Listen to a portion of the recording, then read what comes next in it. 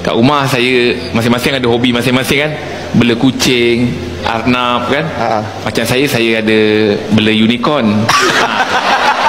Saya ada Itulah awak apa. Kau kalau gelak sekali lagi dia buat lawan kau gelak, aku tampakkan kau. Dia jujur. Aku suka dia ni. Cik. Orang macam ni kita nak. Cik jangan hipokrit. Saya nampak cik nak gelak tadi tu. Tak ada, aku tak ada nak gelak. Saya nak cerita pasal mak saya, cik. Mak saya ni kelakar, cik.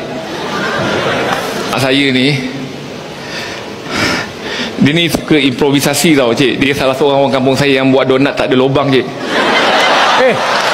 Mana ada donat tak ada lubang? Tempat saya kalau lubang dia panggil super ring.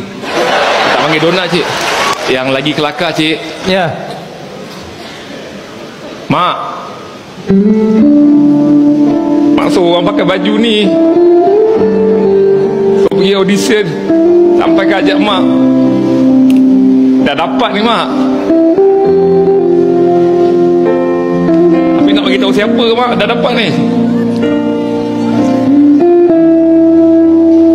Mak saya kelakar, cik. Dia suruh saya datang sini.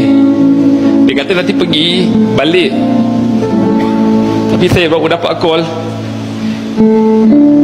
dia pergi, dia tak balik, cik. Mak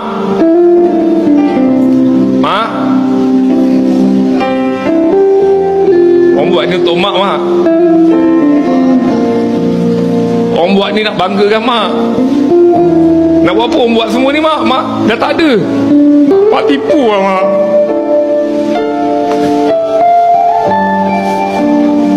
Orang buat ni untuk mak.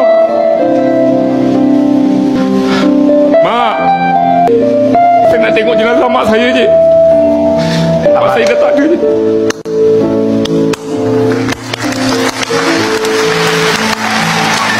Cik, kalau cik tak ada simpati pada saya, takkan cik celebrate mak saya meninggal?